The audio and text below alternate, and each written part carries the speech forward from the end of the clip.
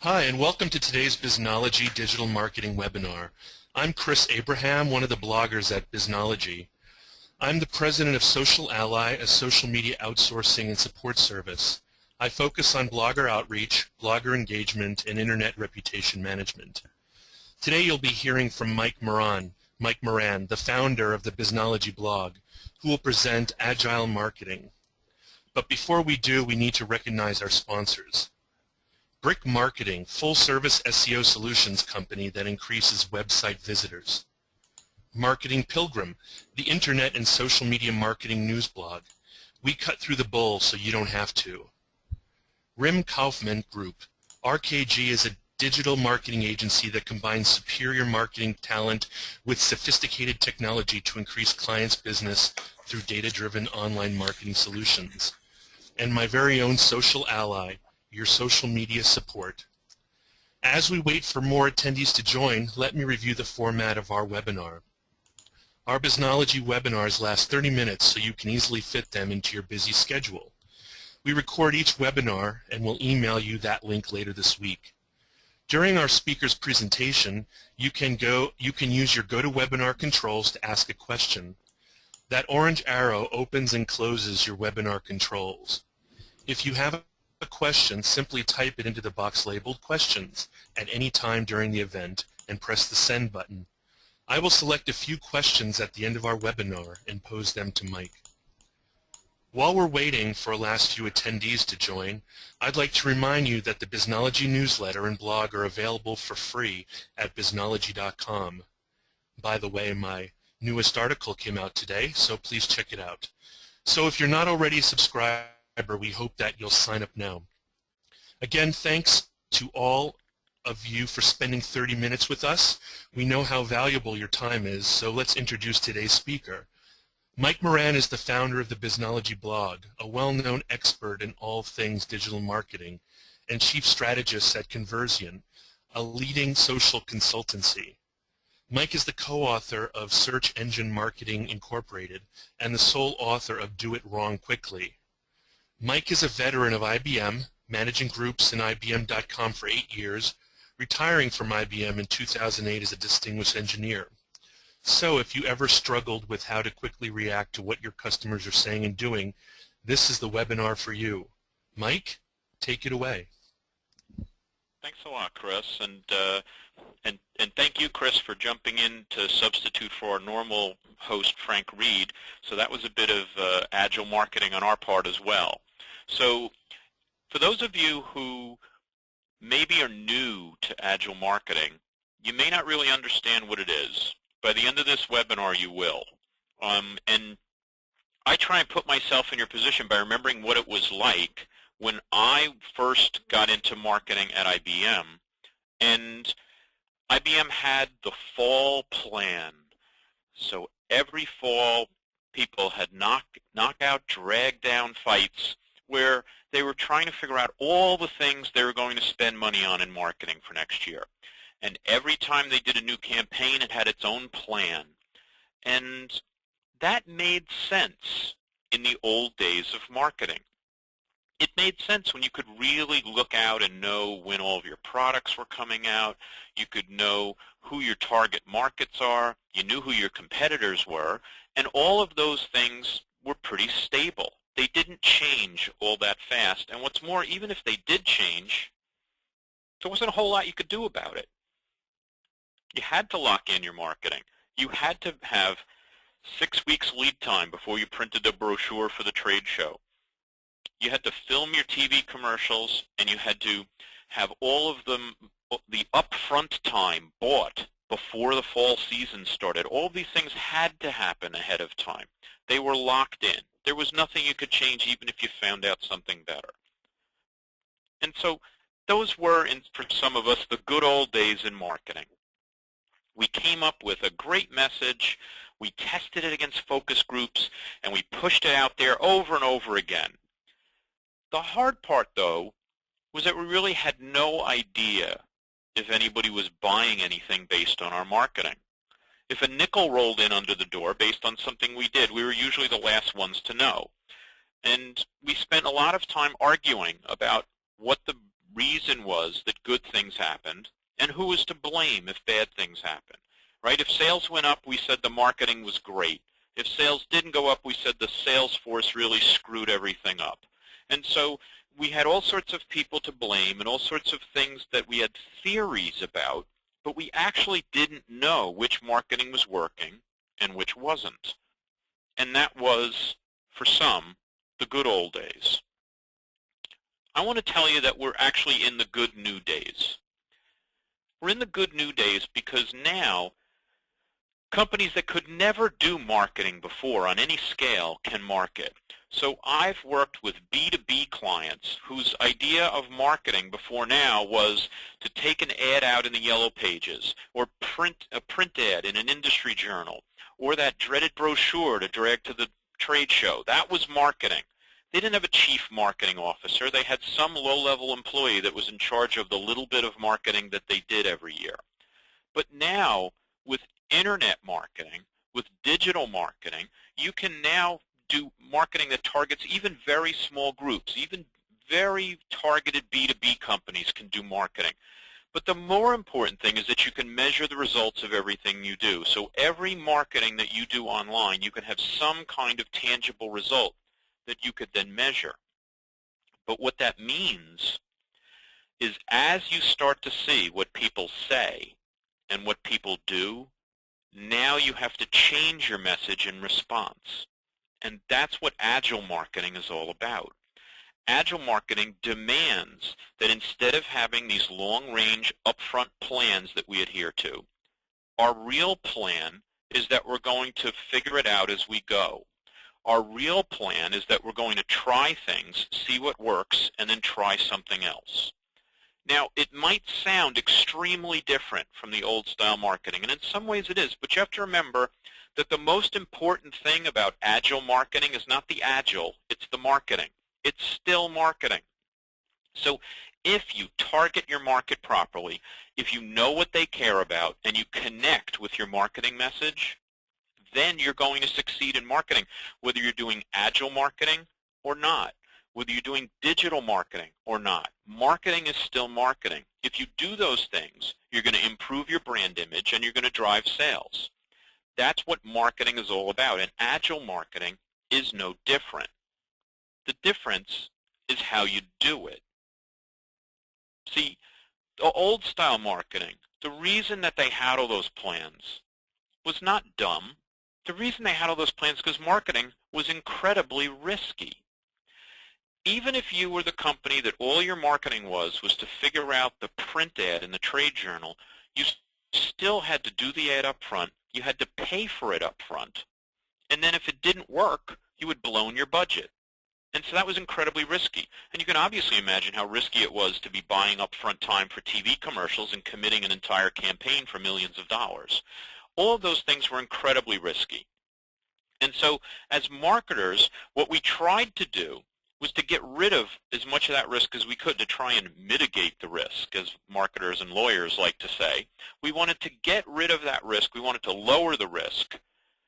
But now we've had all of those neurons firing of lower risk, lower risk, lower risk all these years, and it's a lot harder now for us to do what really needs to be done, because web marketing and other digital marketing rewards experiments rather than long-term plans. And so you might feel like this guy. You might feel stuck. You don't know what to do. You think you have to go off and ponder. If plans don't work anymore, now I have to plan what I'm going to do next instead of plans. Well, not really. See, this can feel out of control. It can feel like you're just throwing things up against the wall to see what sticks. And in some sense, it's so. But the truth is that you never knew what was going to stick. Even when you did all those plans, you had no idea what was going to work and what wasn't. And so you had to kind of admit that what you're really doing is to do it wrong quickly. And so that's the title of my second book, and it's not because I'm trying to get you to do things wrong. If you're anything like me, you don't need any help with that. You're really good at screwing things up. I know I am. What I'm really trying to get you to do is to think about the fact that most of what we do actually is wrong. Most of what we try doesn't work. And the difference is whether you've had this long, long planning phase that leads up to doing something that maybe isn't the best, or whether you've done something rather quickly and you get a feedback loop that helps you know which things are working and which things aren't. Now, there are some things for which it makes sense to do things wrong quickly. I would not want to be the test pilot on a plane that was built wrong quickly. That doesn't make a lot of sense. But marketing is not NASA. It's not astronauts. It's not test pilots. Marketing is something that can be changed very quickly online. It still might not make sense to do marketing wrong quickly when you're talking about building a TV commercial campaign. That probably is something you do want to do focus groups on. You do want to plan it out because it's still a big risk. But there are ways to test things that might be cheaper, and maybe you can debut your commercials online so that you haven't bought all the commercial time and see which ones catch fire on YouTube. There's all sorts of things that you can do to try and mitigate your risk of the big campaign while understanding that digitally you're not running a big risk at all. So how do we get this feedback, right? It seems like the feedback loop's the most important thing. And so you probably want to use technology. And there's all sorts of technologies out there. I'm sure all of you have web analytics systems like Google Analytics and Omniture and all sorts of other systems. But you also need to think about more than just collecting the data. It's not enough for you to just count everything. You have to analyze the metrics that come in and use them to make decisions. And this is the hard part, because a lot of us marketers have gone into marketing as a refuge from math. We'd really prefer not to have to think about all those numbers. We're the creative people. We're the ones who know how to express ourselves. We're the message people. And that's okay.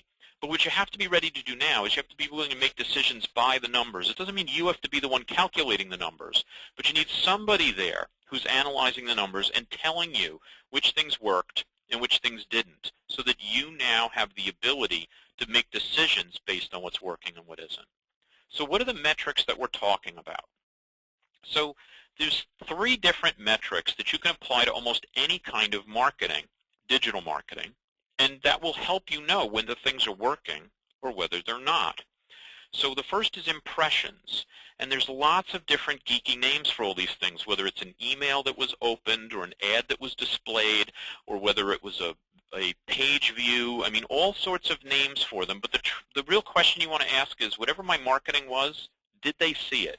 How many people saw it? Then you want to know if they went deeper in the experience. Did they select it? Did they choose it? So did they mouse over it? Did they click through? What happened with that marketing? Did they go further into the experience?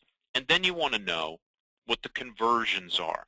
So if you're an e-commerce site, you want to know if they bought it. Otherwise, you want to know what they did on the website. Did they do whatever conversion is there? So did they go find a store? Did they call up? Did they fill out a contact form? What did they do that you wanted them to do on the website? And if you're really doing a great job, you'll know what they did offline as well and whether they actually came from the website to make a purchase. And that's the kind of feedback you need. If you have that feedback, all of a sudden, you're going to be able to know which marketing of yours they saw, whether it's a YouTube video, whether it's a page on your website, whether it's an email you sent out, doesn't matter. All of them, you're going to be able to figure out whether they saw it, whether they chose it to go further into the experience, and whether they eventually bought something either online or offline. And if you know those things about your marketing, you suddenly know which marketing is working and which isn't. So that's the hard part, though, is using the feedback loop to actually make decisions. And the reason it's hard is because now you're accountable. It used to be that you could blame the sales teams when sales didn't happen. It used to be that you could say that it was a good campaign because people liked it, or maybe it won a Clio award.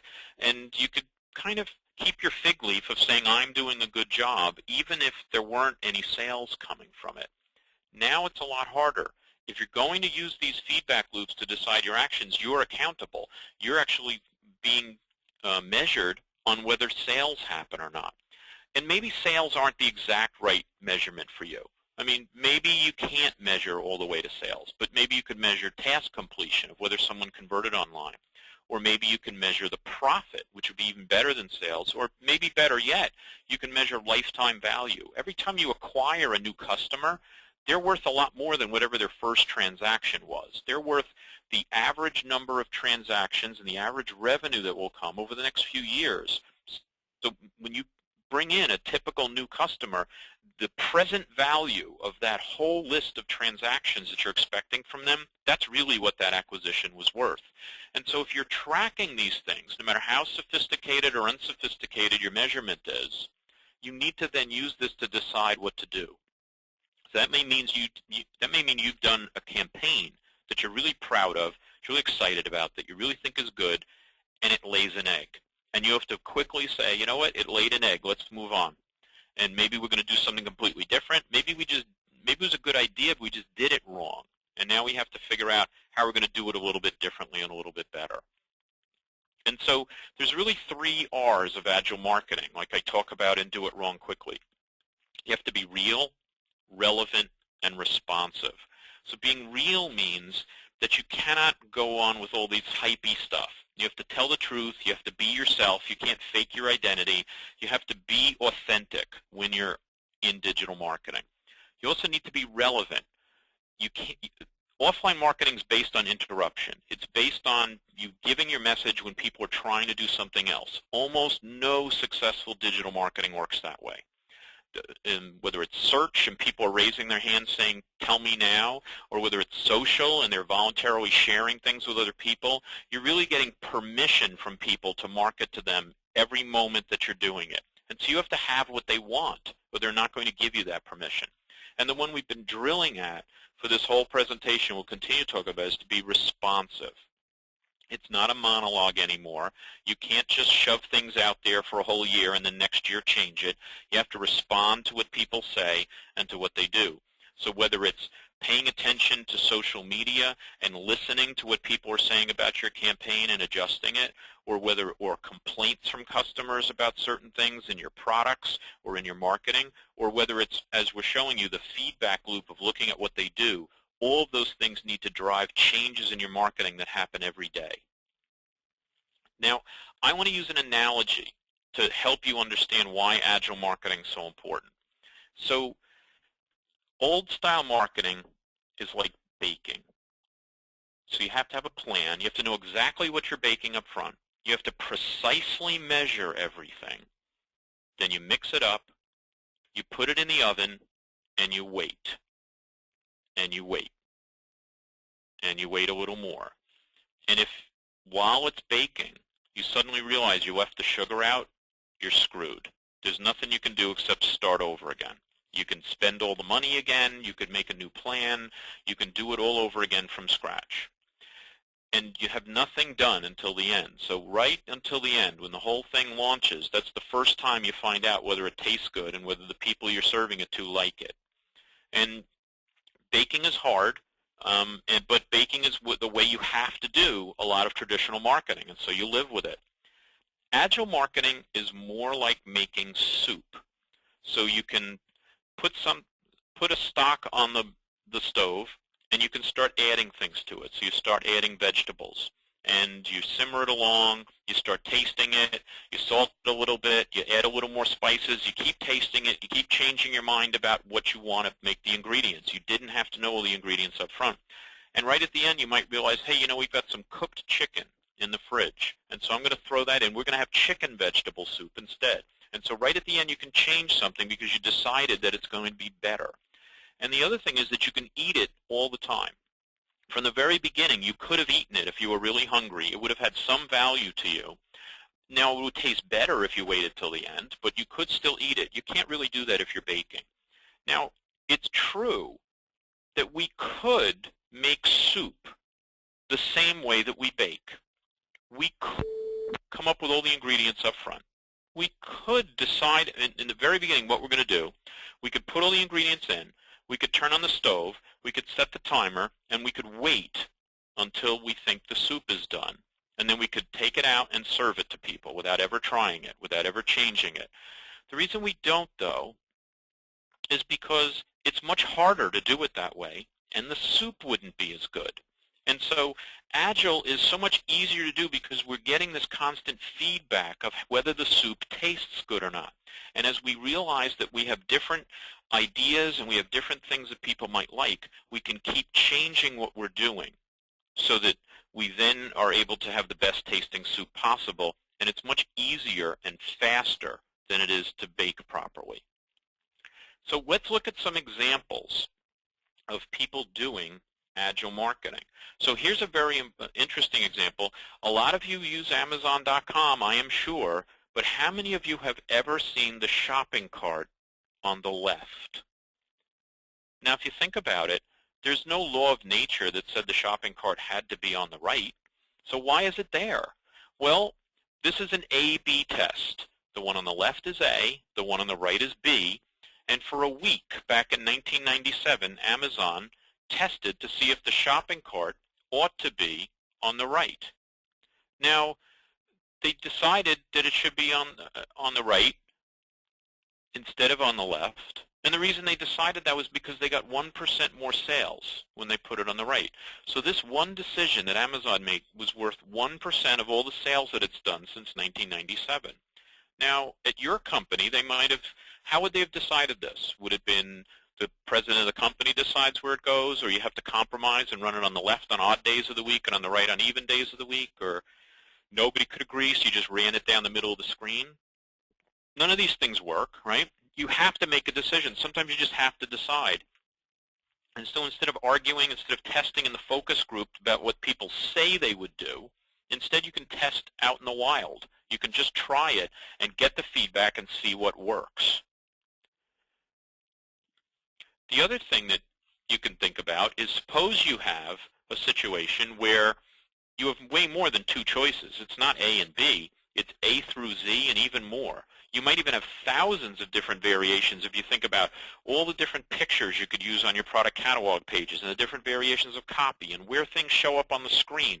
And all these things could move around. Well, there's something called multivariate testing. And Google Website Optimizer is a free multivariate testing tool. But I work with a lot of companies that use paid tools because they're easier and simpler and get better results. But if you're a small business, use the free one and try it out. What it will do is it will test randomly all the different variations, and then it'll, over time, tell you which one seems to be converting better. And at that point, you can then change your site so that you're using that better view. Let's look at an example. So if you look at these pages, they look pretty similar to each other, honestly. And the truth is, one of them had 116% higher conversion than the other. Now, this took months for the company to figure this out. But as you look at it, can you figure out which one it is? Maybe you can. It's actually the one on the right. But now that I told you it's the one on the right, you can probably come up with all sorts of reasons why that one converts better. But the truth is that this company has spent loads of time thinking about these issues, and it never knew why it would do something that was there on the right, because it started out with the one on the left after thinking about it for a really long time. And only after hundreds and hundreds of variations did it figure out that the one on the right really worked. And so multivariate testing doesn't tell you why something works better. It just tells you that it does work better. And so what I'm really looking for you to do is to start to change everything. So change your products, your content, prices, policy, your user experience, and once you've done that, change them over again. Because customers are voting with their mice, and the question is, are you collecting the votes? Are you actually seeing which works and which doesn't? As you change things, do you know whether you changed it for the better or not? That's what Agile marketing is all about. And so what I'm really asking you to do is to do it wrong quickly and then fix it. So instead of killing ourselves to come up with the perfect plan, instead what we have to do is experiment. We have to try things. When they don't work, we change them, or we drop the idea completely. And so we let the market what tells us what works and what doesn't, and our customers are actually the ones who choose our marketing for us. I'm sure there's some questions out there, so Chris, if you could let me know what people are thinking, I'll be happy to spend the last few minutes of the webinar answering questions. Thanks, Mike. I'm sure our attendees have a much stronger idea of how to do it wrong quickly, but you didn't answer every question. So let me see about the questions here. We've got some questions. Excellent. Let me bust them out here and see if you have some answers for them. Lori loves the baking soup analogy, and so do I. What are some of the for free multivariant testing tools? Like, how can one easily implement A/B testing and these sorts of things? Mike? Well, there's easy and there's free. So choose one. free is Google Website Optimizer, and to my knowledge, that's the only free one. So if your budget is zero for this stuff, and even large companies often start out using Google Website Optimizer because what they're trying to do is to be able to test the idea of testing. And so instead of having to go to somebody and ask for a budget, they can just trot this thing out and try it without getting permission from anybody. And so that's a very agile way to do things. And so that's the only free one that I'm aware of. And it's not the easiest. You have to get your IT team involved if you're a large company. Usually you have to change the pages for every test that you do. You have to manually change the winning page when you're done. And it requires a lot of repetition. So it could take quite a while if you're a small site before you've gotten enough page views of the different variations before you can really pick a winner. So there are a number of other tools, and if anybody works at large companies and they'd like to email me afterwards, there are different tools that make sense in different situations depending on what your situation is, and be happy to help somebody figure out what the right one is for them. I'd like to remind our audience that it's not too late to ask your own questions by typing it into the questions box in your GoToWebinar controls. And I'd like to thank quickly the sponsors once again, Mike, before we go back to the next questions, okay? Sure. Brick Marketing, thank you. Full-service SEO solutions company that increases website visitors. Marketing Pilgrim, thank you. The Internet and Social Media Marketing News Blog. We cut through the bowl so you don't have to. I really like that slogan. Rim Kaufman Group. RKG is a digital marketing agency that combines superior marketing talent with sophisticated technology to increase clients' business through data-driven online marketing solution. And my Minimalist Social Ally, your social media support. Now on to more questions. Barbara is asking, do we know what the next webinar content will be? This was great! Exclamation point. Oh, I'm so glad. Well, sure we do. I love to flog the next one. So I'll be doing the next one as well. It'll be on June 26th at 11 a.m., Search Marketing on the Cheap.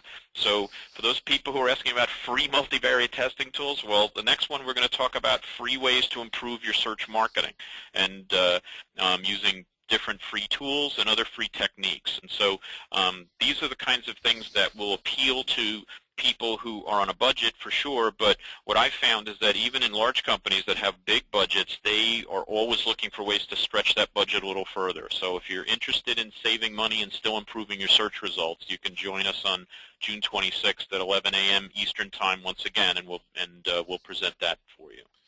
Cool. Amir wants to know, hi Mike, what are some examples of marketing campaigns that have done this right? There are many, many campaigns that have done it right. I'm not sure I can pick out a particular campaign because one of the things that is true about this is it's really bigger than campaigns. It's really about the whole approach that you take to marketing and even how you decide which campaigns you roll out. I would say that most of the companies that are kind of born on the web businesses are the ones that have done the best job of this. I called out Amazon in the presentation. I think Amazon has done an amazing job of this kind of approach. Amazon, the CTO of Amazon is someone that I interviewed for my second book, and he told me that they could change a font at 8 in the morning, and by lunchtime they would know if it was a good idea or not. Now, the reason they're able to do that is because they get so many visitors to their site. But the truth is that in the beginning, they didn't get a lot of visitors to their site, and they were still doing this. And so it might have taken them a week or even more to get enough visitors to try things, but they always went with the idea that they were going to let the customer decide. eBay is another one that has done a terrific job. I remember an example once where eBay tried to change the color of something on the screen, and they found out that as soon as they did that, loads of people stopped clicking this path to the conversion. And so they panicked, and they were like, okay, well, look, just change it back. And if they hadn't been checking this, they would have made this huge blunder that would have had huge revenue implications. And as they looked at it more, they really believed that the new color was going to long run be better, but they thought that it was just such a drastic change that they really had problems. And so what they did was they gradually changed the color over a period of weeks, just lightening it from the really bright color it was to a lighter color, and they didn't notice any change in conversion rate. And so all these kinds of things are things you can only do if you're looking at your feedback. Otherwise, not only do you miss opportunities, but you can make grave errors. So, Mike, I have a question. How do you sell this to an organization that uses the more traditional approach? Do you have any suggestions? Yeah, the way I did it at IBM when I introduced this stuff was that I tried to show them what was working now, and then I did a few experiments that I could do for free. So I did some things that didn't cost anything, I didn't need any permission for. All I did was change some things on pages. Instead of saying, okay, we need $1 million to redesign the website, and that's my proposal, instead I went and moved where the submit button was on the contact form, and I changed its color. And I just did several different things. I didn't tell anybody I was doing these things, and I did them on really deep pages on the site so that nobody was really paying attention. And I changed all those things until I got something that really, really improved conversion rates. And then I went and showed them, and I said, here's what I did. It cost us almost nothing. It took us a few weeks, and here's the revenue difference of what we had before and after. Why don't we now go change the buttons on all the similar forms we have throughout the site to really get a boost? And they bought it, and then I did it again, and I did it again. And if you do stuff that's really low impact like this, and you start with that, then they start to ask the question, well, what would happen if we did it for really high impact things? And that's how you start to win people over. Excellent. So the ask forgiveness instead of permission model. True. And the other thing you can do is you can pick a really intractable problem, something that they've tried 50 times to fix, and go to them and say, why don't we just start experimenting and see what happens? Because we've had 1 million task forces and we've had all sorts of focus groups and we still haven't solved it. So why don't we just try it for this one thing? And once you solve the really difficult problems, then you can ask them, well, gee, if it worked for the difficult thing, don't you think it would work for the easy stuff too? Excellent. Well, that's all the time we have for today, Mike. Thanks to Mike for these great ideas, and thanks especially to our audience for your participation and your questions. If any of you had questions that did not have time, that we did not have time to answer, you can email your question to Eileen, E-I-L-E-E-N, at MikeMoranGroup.com, and she'll be sure to get them to Mike for the answer. Later this week, we'll send you a link to the recording of this webinar, a video recording, to listen to again and to share with others.